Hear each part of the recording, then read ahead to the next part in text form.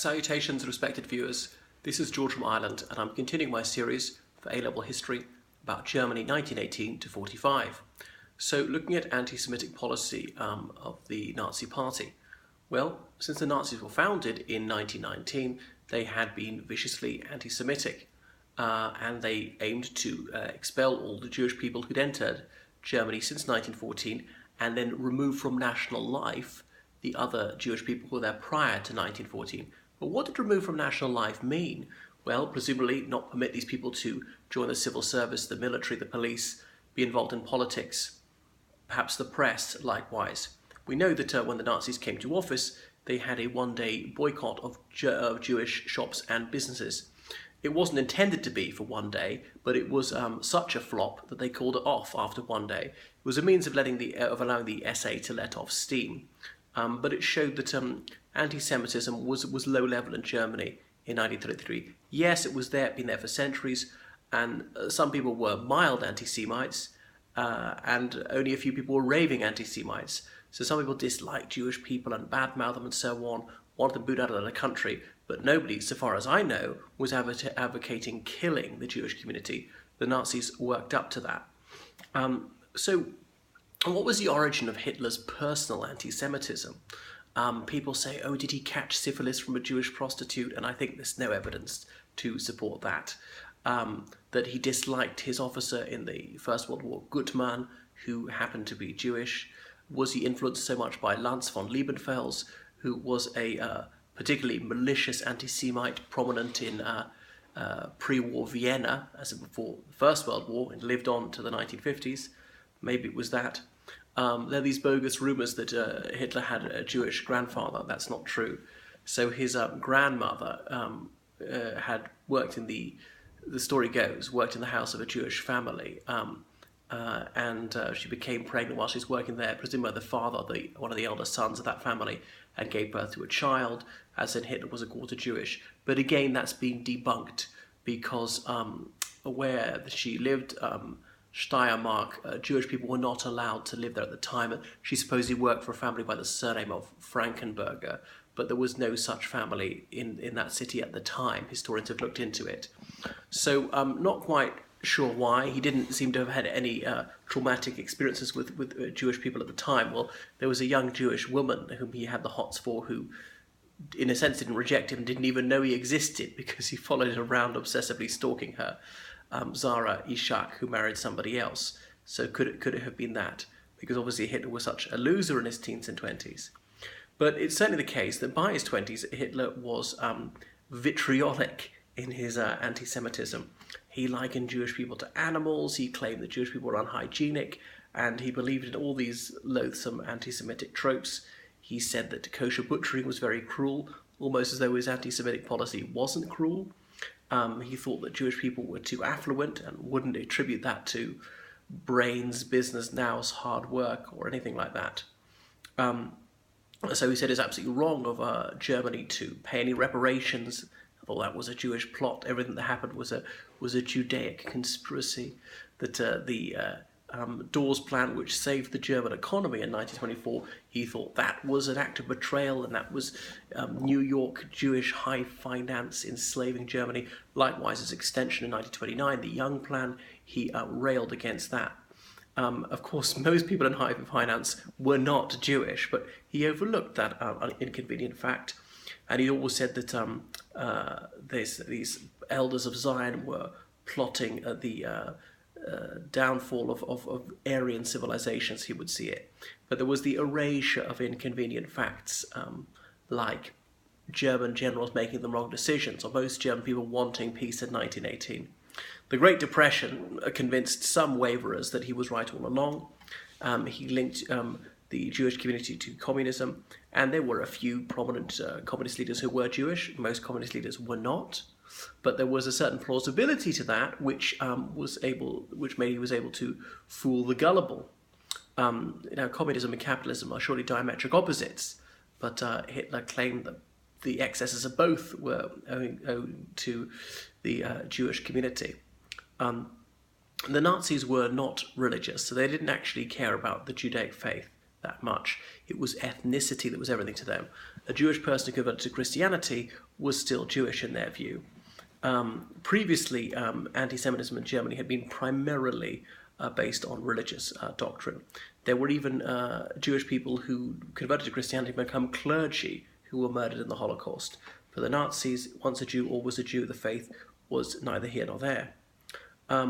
Despite saying that Jewish people were their enemies, he never said that they were dim. So the bizarre thing is there were some exceptions to this policy. It wasn't blanket anti-Semitism in that sense, like Goering saving the life of the Jewish physician who'd saved him in the beer hall putsch. So this one example of decency does not exonerate Goering for his complicity in the murders of millions of people. Anyway, so racism is obviously irrational as well as malicious. One shouldn't expect it to behave in a quasi-rational and consistent fashion. Well, racist behavior to be like that. Anyway, it emerged in the 90s that Hitler was aware that some high-ranking officers had Jewish ancestry, and then he wrote a document for them saying, well, this doesn't count, doesn't matter. So the Nazis pursued racism even when it was costing them, when they were losing out. One of the reasons they would never restore the imperial family is the Crown Prince Wilhelm, as in the Kaiser's eldest son. He was married to a Russian, and the Nazis were vicious towards Russians as well and claimed they were subhuman. So it's yet another example of their despicable racist attitude. And in the dying days of the Third Reich, Hitler was giving priority to trains shipping Jewish people to their doom rather than using them for troop transportation, which would have prolonged the Reich by a few days. Anyway, so we mustn't overlook the Nazi hatred of non-white people, though they accorded the Japanese honorary Aryan status. Himmler was looking at bone proportions and thinking this perhaps proved that the Germans and the Japanese were related.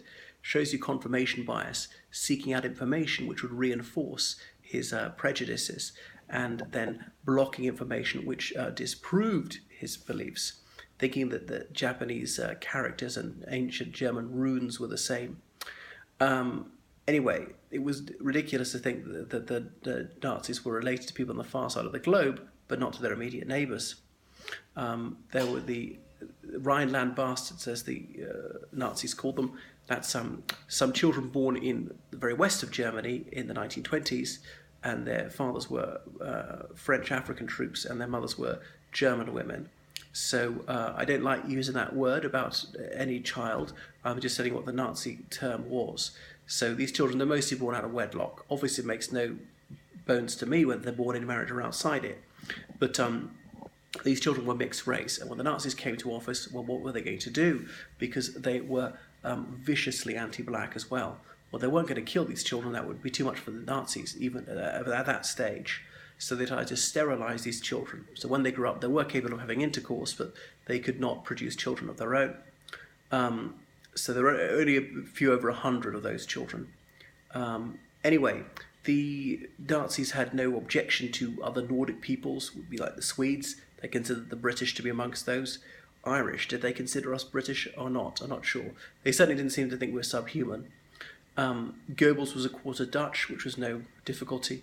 The SS, that was the core of the Nazi movement, as in they were the people who were really indoctrinated, were often the most blindly obedient Nazis right to the very end. But in the Second World War, they recruited lots of non-German people into SS units, Bosnian Muslims into Das Reich division, or Dutch people, Norwegians, even Germans, the Free British, not Germans, even British, the Free British Legion was formed. Look at Konrad Henlein, leader of the Sudeten German party. He was half Czech, and the Nazis claimed that Czechs weren't even human, but they overlooked that. So it shows how ludicrous their credo was, that they thought people were not even people, but then said, oh, that doesn't count, we'll let you in anyway. So how big a part of anti-Semitism was, how much big a part of Nazism was anti-Semitism? Well, in a sense, not huge. I think for the true believers it was important, but a lot of people joined the Nazi Party out of opportunism or for other policies. And they asked people who joined the Nazi Party to state their reasons. And the majority of people who joined the party didn't even state anti-Semitism as one of their reasons for joining. Even when it was often a relatively unimportant one. Anyway, so victimizing Jewish people was a way of scapegoating them for everything that was wrong in Germany, and the Nazis to divert attention from their failures. There was a law on the overcrowding of German universities, limiting Jewish people to 1.5% of the places. Now, the Jewish community was about 1% of the population when the Nazis came to office, but there were rather more amongst people in the universities.